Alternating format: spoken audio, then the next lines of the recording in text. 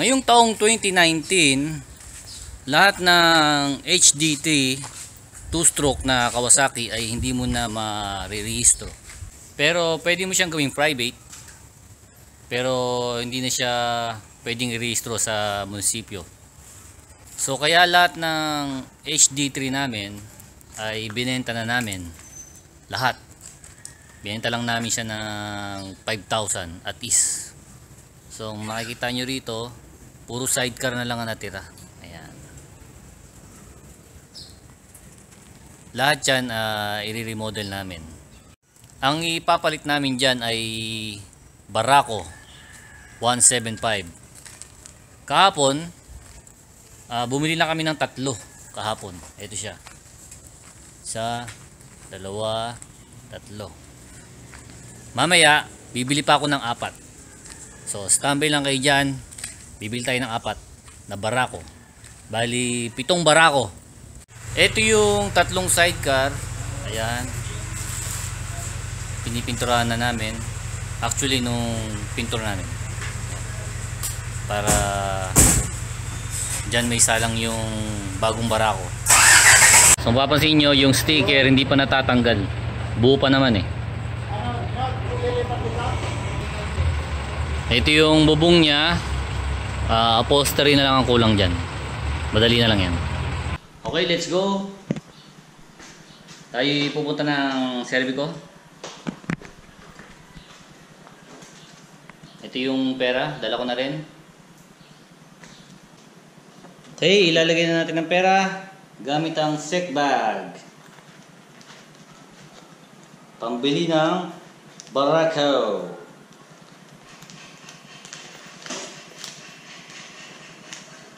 See? Kasyang-kasya.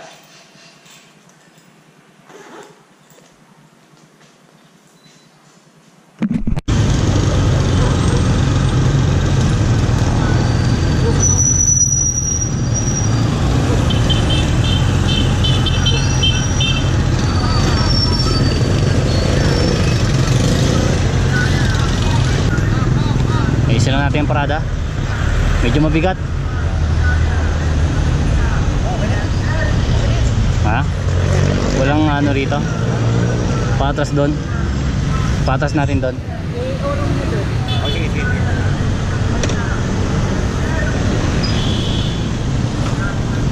Para madaling ilabas mamaya.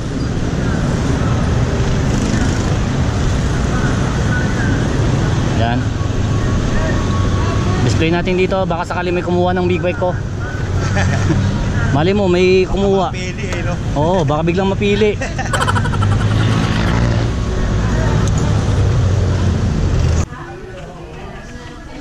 Ito yung bagong sniper sa may left side, matte green. Ito naman sa kanan, yung lumang sniper. Ito naman ang Gixxer 150, GSX 150. 3 muna ngayon yung ilalabas natin. Ha? Okay. Mamayang hapon itatawag sa landline natin. Okay.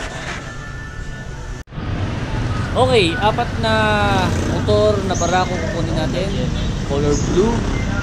Pero 3 lang ang nandito. Yung isang color blue kukunin nila sa kabilang branch. Pero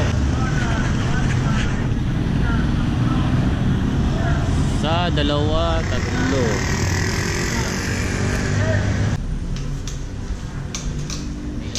Magkano ngayon to? Magkano raw yan?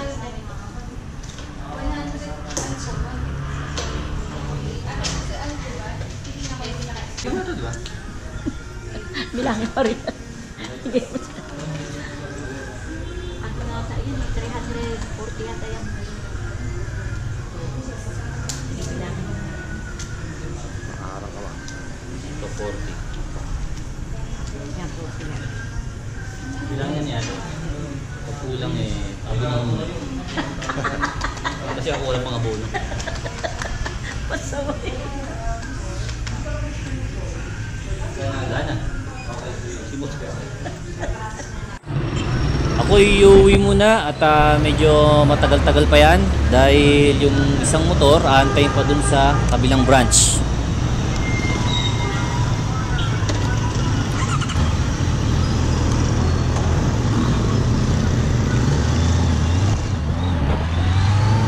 2,000 years later. Good morning mga kaibigan! So ito na yung 7 na barako. Yan ang mga magdadrive. Si Macnat Rider Ed, si Butch, si Chris, at si JR, si Kuya Tong, Nestor. Kasama ang aking alagang motor na maliit, si Venom, Honda MSX 125. Hinantay pa namin yung dalawang driver. So standby lang muna. Ang destination natin ngayon sa Mauban, Quezon. Bago kami malis, magpapray muna ang aking mother. Ayan ang aking mother. It's 3:05 in the morning. Then pagkatapos, laga na kami. Okay, tapos na po magdasal ang aking mother. Ito na po si Macnat Rider Andrew, ang aming hinihintay na huling driver ng barako. So let's start the engine. Let's go to Mauban Beach.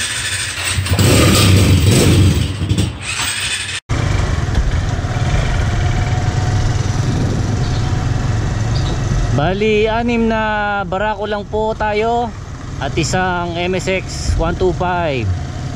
Dahil lang isang driver ng barako hindi po dumating. Pero tuloy pa rin ang break-in. Ayan mga kaibigan, malapit na po tayo sa PAMI. Medyo umaambon po, basa po ang kalsada. First time po ni Venom, ang aking MSX 125, lumusong sa ulan. Kaya palagay ko puro putik na po siya sa ilalim. Now we are here at PAMI, dito sa may left side papuntang Real, Quezon, sa 5:12 in the morning. Nandito na po tayo sa Lumban, Quezon. Dito sa aking right side ang Laguna Lake.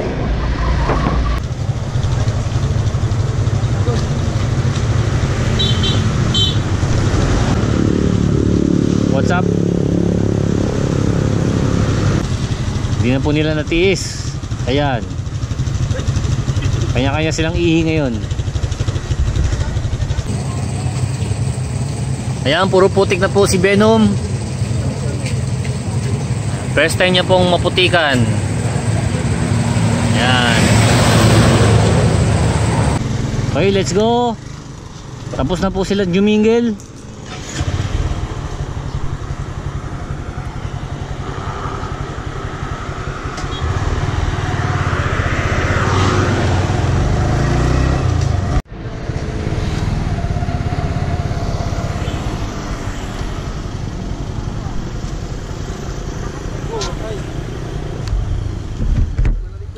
Okay, nandito kami sa PTT gasoline station sa Lokban. Unang stopover. Kanina emergency lang yon. 1 2 3 4 5 6 at isang Honda MSX at isang Raider. Sakit siya sa puwet. Sakit na po yung puwet ko. Basa po yung sapatos ko, pati medyas. Basa. I-chinelas na lang muna ako.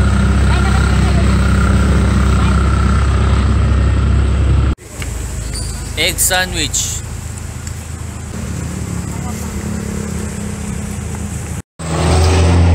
Dahil sa wala siyang makuha ang baso, yung takip ng thermos ang ginawa niyang baso. Ayan. Pero masarap. Oh. Ako gumilaw ang kami ulit, hinapon ko yung naman, nilagyan ko ng kape. Ano no? Wala ng kape. Medyo nakakaramdam na ako ng antok. Natulog ako ng 11 PM. Tapos nagising ako ng 2 o'clock. So 3 hours pa lang ako natutulog.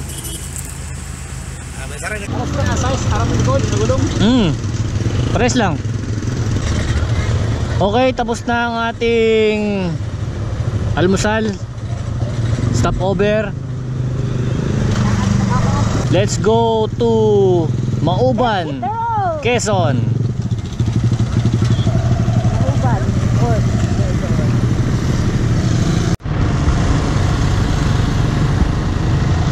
21 kilometer.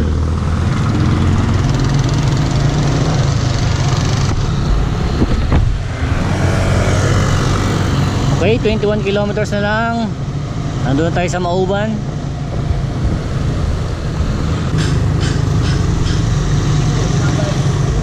We are here, Mauban, Quezon. I love Mauban.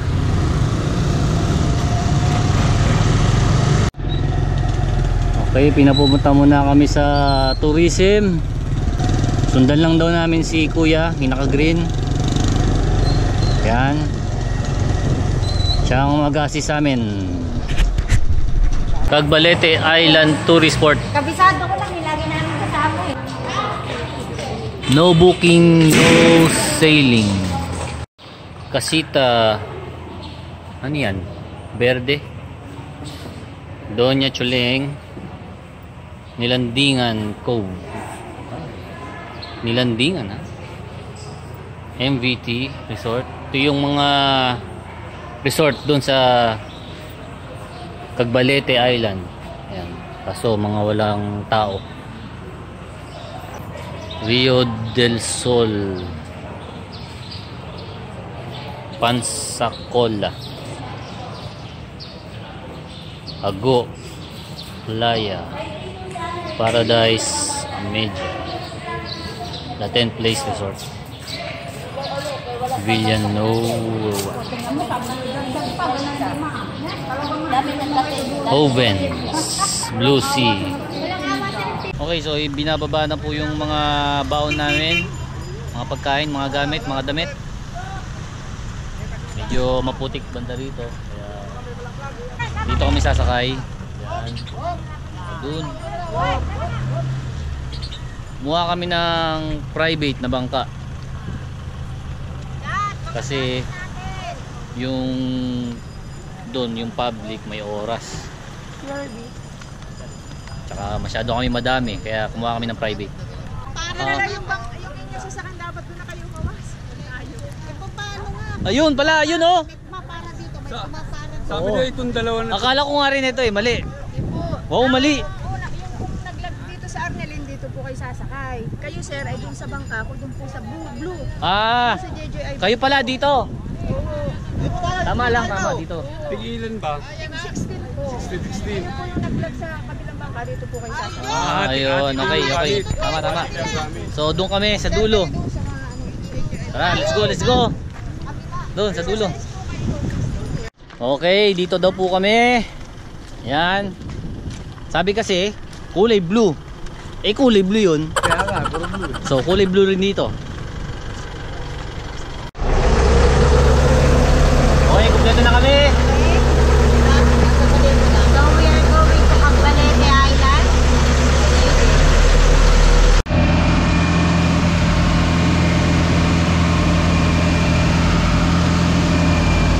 Okay, we're here. Cagbalete Island. Low tide siya, so hindi makakapunta yung bangka doon. Maglalakad kami. Medyo malayo ang lalakarin. Nagpapakimadalim, sumunod lang po sa dinaanan nila. Basa na po ang aking pajama. Hindi na ako nakapag-short. Bawal ako magapa, may lalaki pusa. Yan.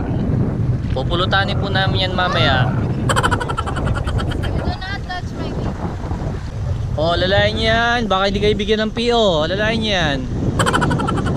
Babae. Ayan ito. Kuya, pakihawakan ka ng bak madulas. Oh, walang tumulong sa iyo ha. Huwag mo pagbibigyan ng mga PO yan. Whew. Wala pa ako sa kalahati.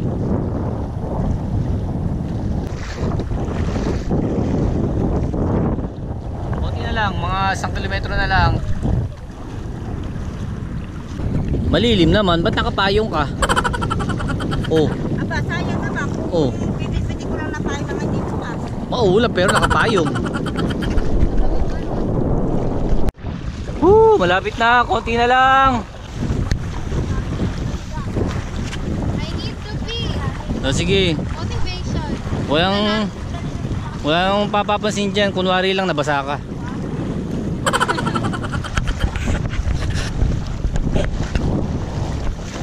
Siyempre, hindi pwedeng mawawala ang alak.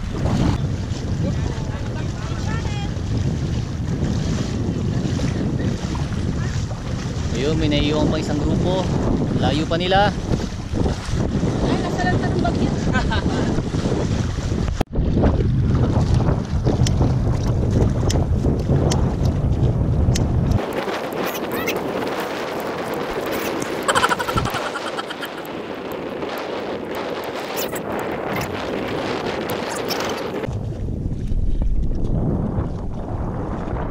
After so many minutes,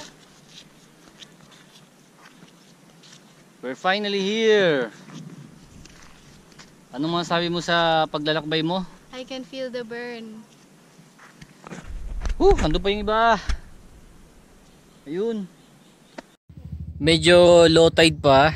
Sabi nung ni Manang doon, mga 2 hours pa daw bago mag high tide. 1 hour later. Ayan mga kaibigan, medyo high tide na po. Palagay ko, I don't know, baka nga hanggang dyan na lang yan.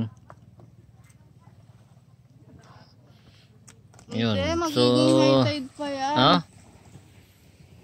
Tingnan What mo, do you think? abot pa nila doon. Tapos may mga seaweed dito. Tapos tignan mo yung formation ng mga seaweed. Parang may waves na nakalagay. So I think hanggang dito yung tide. Tsaka ito, basa dito. Basa dyan? Umihi ako dyan kanina eh. Hanggang doon yung ihi mo. Oo nga. Tignan mo yung formation na pag ganun. Oo. Pa-wave siya na pag ganun. So palagay ko mga another 1 hour siguro. Hanggang dito yung tubig. Yan, oo nga no.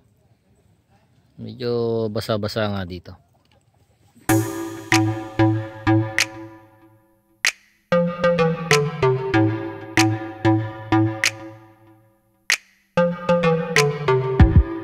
Ako po ngayon ay magluluto ng laing at nakakaiba po ngayon ang gagamitin kong sahog. Ang karamihan kasi giniling na baboy, giniling na beef o sariwang tuna. Oo. Ngayon po ang gagamitin ko po pag sahog ay hipon. Ayan. At saka ito po yung alamang, luya, sibuyas, bawang at saka celery. Green at pwede rin yung red. At saka yung coconut. At ito po yung gabi. Ito na po yung nyug, kinakatas ko na. Oo. Ito po yung magpapalasa dyan sa laing ko. Natapos ko na po katasin yung gata. Ito na po ako dito sa sili para magiging spicy yung aking luto. Tapos na po yung aking ingredients at mag-uumpisa na po akong magluto ng aking laing. Yun na, salang na. Bakit ba, kakaloy?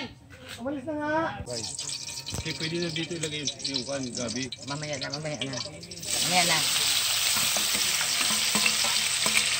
Ayan na po ang sibuyas. Ito natin yung garlic.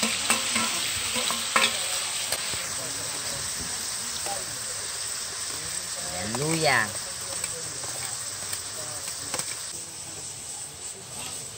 Ito na po yung hipon.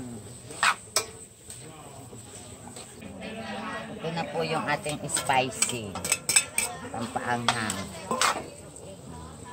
Dalawa po yan. Pwede.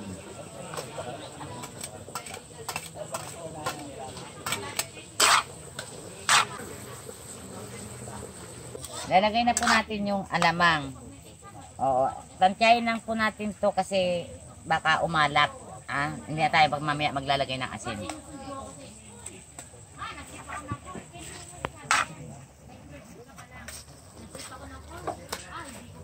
Ito na po yung gata. Kontrol po natin para may matira tayo. Kahit paano pag inulang. Yan, hahaluin natin siya ng hahaluin para siya ay lumapot.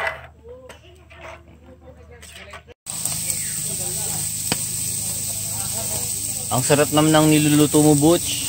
Yes, boss. Manami. Nakakadami ka na pala ah. Lalagyan ko na po siya ng pampalasa. Yan, malapot na po yung gata. Saka natin po ilalagay yung laing.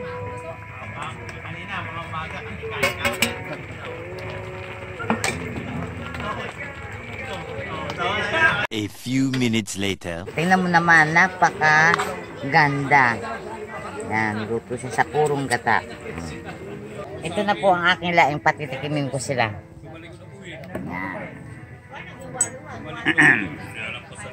Pahingi ng sili, ha?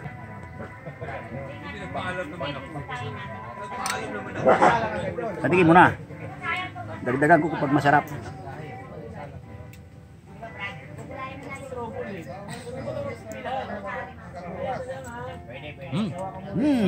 Yum! Napakasarap. Padagdag pa. Dagdagan ko na, napakasarap. Yung mga buhat.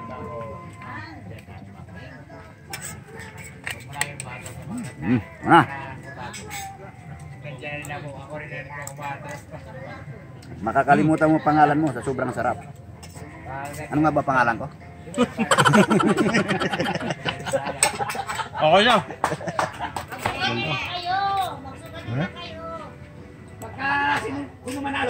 Sarap ah. Oh. Ngamit. Delicious. Sarap. Ayan mga kaibigan, high tide na. Problema. Excuse me po. Excuse me po. Medyo high tide na. It's 5:04 in the morning. Abot pa hanggang Anong morning? Mali. Afternoon. Afternoon. Afternoon. Pasensya na po, sorry po. Ayan, Ulitin mo. Ulit. Medyo nahihilo. Ulit. Medyo Cut. ha?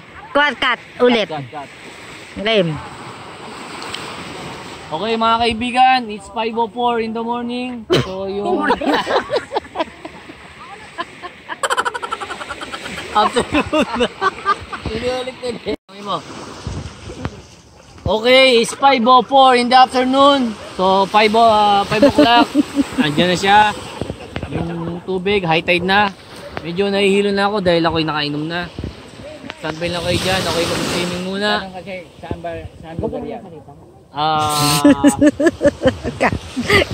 Cut.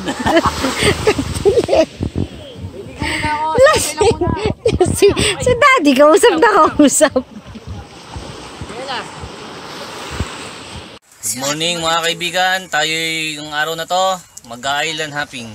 Okay guys, Ikot lang tayo. Ang pupuntahan po namin ay yung mga tourist spot dito sa Cagbalete.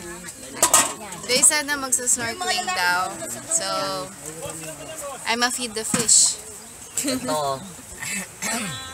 Wala tayong tambay muna kami dito. Kami mag snorkeling kung tawagin. Mamaya pupunta kami sa may sandbar. Antayin lang muna namin mag low tide. So habang hindi pa low tide, dito muna kami.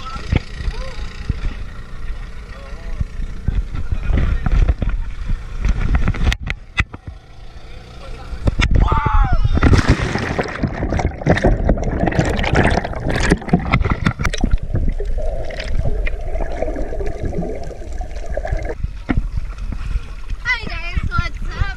At the moment, I'm struggling to hold onto the side of the boat, and I got scratches all over my hands because of it. There are a lot of fishes down there, but I couldn't see them because I don't have any goggles. So yeah, bring your goggles, everyone. Tsaka here.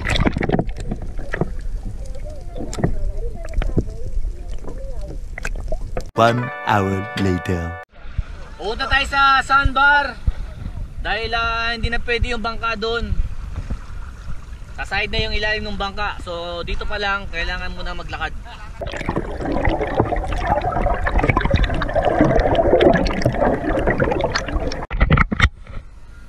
Woo! Sa wakas, nandito na tayo sandbar.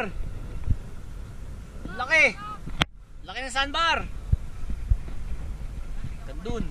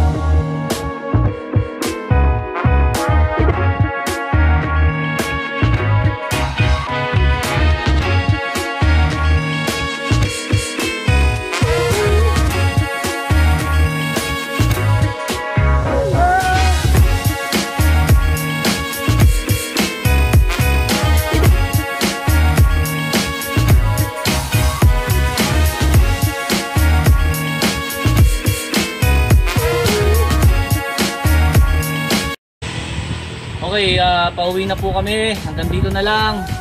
Medyo, ayan, si Venom, medyo maputik. Dumi. Sabay ko na lang siya ikakarwash.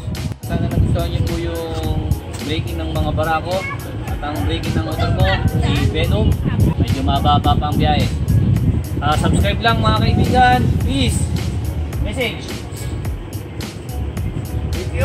Thank you. Salamat. So, ano message mo? Okay lang yun. Ang sarap. Muna, mababang biyahe. Masaya.